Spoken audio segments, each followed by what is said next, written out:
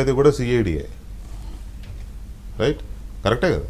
ప్రధానికి సిఐడికి వెళ్ళాలి కేసు, వాళ్ళు పరిష్కరించాలి. అసలు పోలీసులు ఎందుకున్నారు, ఆ పోలీస్ స్టేషన్లు ఎందుకున్నాయి? ఒకవేళ అక్కడికన్నా ఎవరైనా వెళ్ళి కంప్లైంట్ ఇచ్చినా అది అక్కడికి వెళ్ళొద్ది, సిఐడి ఆఫీస్కి వెళ్ళొద్ది. సో ఇప్పుడు ఎలా ఉండబోతుంది? ఇప్పుడు ఇసుకది ఇచ్చారు సిఐడికి, లిక్కర్ స్కాము, లిక్కర్ మాఫియా అది పెద్ద మాఫియా. దాంట్లో మళ్ళీ ఇది కూడా ఉంది, డిజిటల్ కరెన్సీ తీసుకోకుండా స్కామ్ జరిగింది అనేది ఒకటి ఉంది, 90,000 కోట్లు ఏమో. సో ఇటువంటి ఇంకా చాలా ఉన్నాయి. జనరల్ మైనింగ్లో కొన్ని ఉన్నాయి, తర్వాత ల్యాండ్స్ దారుణమైన ఇది ఉంది, ఫైల్స్ మాయమవుతున్నాయి. సో ఇటువంటి వాటి అన్నిటిని కూడా సిఐడికి ఇచ్చే ఆలోచనలు ఉన్నారా? సిఐడిని ఎలా ఉపయోగించే అవకాశం ఉంది? సార్, ముందు నాది ఒక రిక్వెస్ట్ అండి. పరిపాలనలో చంద్రబాబు నాయుడు గారిని, జగన్మోహన్ రెడ్డి గారిని పోల్చకండి. కాకపోతే చర్చించేటప్పుడు అనివార్యంగా ఆ పోలిక వస్తుంది, డెఫినెట్గా వస్తుంది. అనివార్యంగా మీ సీట్లో ఉన్న ఎవరైనా ఆ ప్రస్తావన చేస్తారు. అయితే ఆ సీట్లో నుంచి ఒక్కసారి బయటకు వచ్చి ఒక సాధారణ పౌరుడిగా ఈయన పరిపాలనా విధానాన్ని, ఆయన పరిపాలనా విధానాన్ని రెండింటిని చూసిన తర్వాత అసలు ఎన్నికలకు ముందు నాలాంటి వాళ్ళు, మీలాంటి వాళ్ళు చెప్పింది సరే, నాలాంటి వాళ్ళు చెప్పింది ఏంటంటే అసలు పరిపాలన లేదని కదా. ఇప్పుడు కూడా చెప్తాను నేను, పరిపాలన చెప్తాను. అవును. కాబట్టి జగన్మోహన్ రెడ్డి దేనికి ఉదాహరణ అంటే,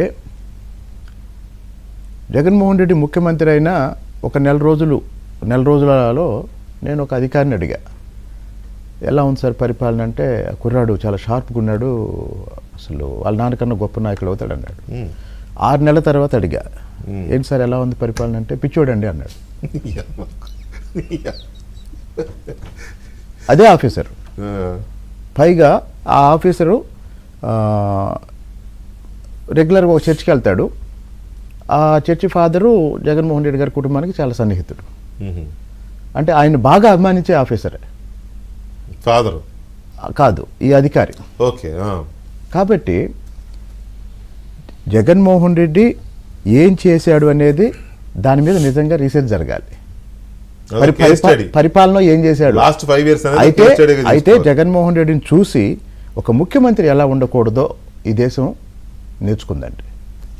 ఇందాక ఈరోజు సమావేశంలో చంద్రబాబు గారు ఒక మాట అన్నారు, గతంలో నేను కలెక్టర్ల సమావేశం పెట్టినప్పుడు లేదా గతంలో పరిపాలనలో కొంత ఇన్ఎఫిషియన్సీ ఉండొచ్చు, కొంత కరప్షన్ ఉండొచ్చు, కానీ వ్యవస్థల విధ్వంసం, తర్వాత ఉద్యోగుల్లో బ్యూరోక్రాట్స్లో మొరేల్ దెబ్బతినటం అనేది గత 5 సంవత్సరాలు జరిగింది. ఢిల్లీలో కూడా మన పరువు పోయింది.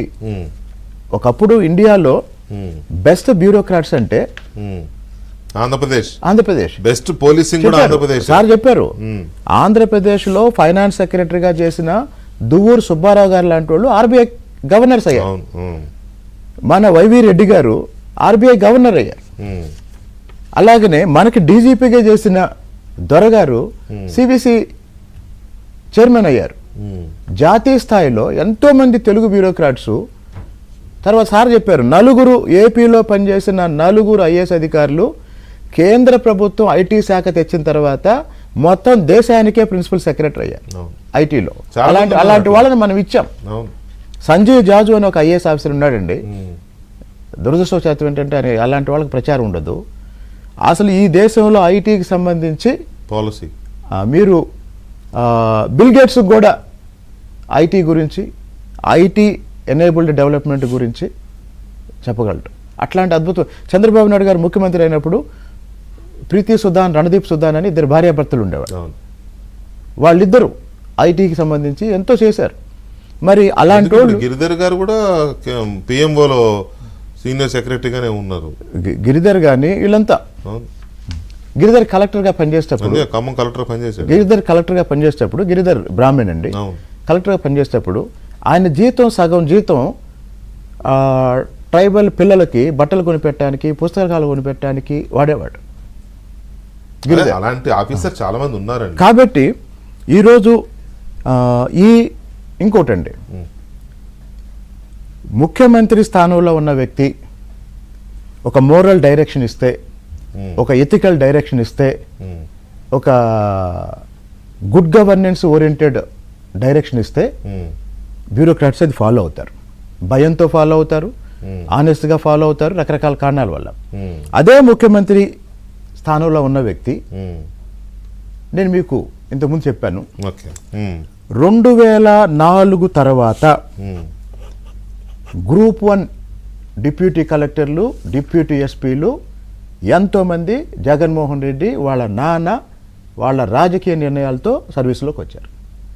ఈరోజు ఎందుకు అడ్మినిస్ట్రేషన్ ఇంత దారుణంగా ఉంది, ఎందుకు ఒక పార్టీ కోసం పనిచేస్తున్నారు, ఒక కులం కోసం పనిచేస్తున్నారు, ఒక నాయకుడి కోసం పనిచేస్తున్నారంటే their selection is based on అదే క్వాలిఫికేషన్, పొలిటికల్ అఫిలియేషన్, అదే క్వాలిఫికేషన్ అంతే. కాబట్టి రైట్. యూపీఎస్సీ లేదా ఈ కలెక్టర్లు అందరూ కూడా ఒకటండి.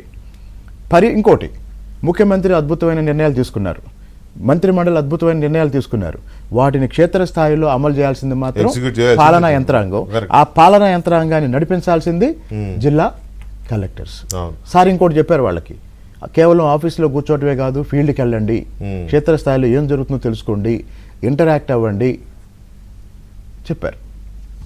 రైట్. గఫూర్ గారు, ఫైనల్లీ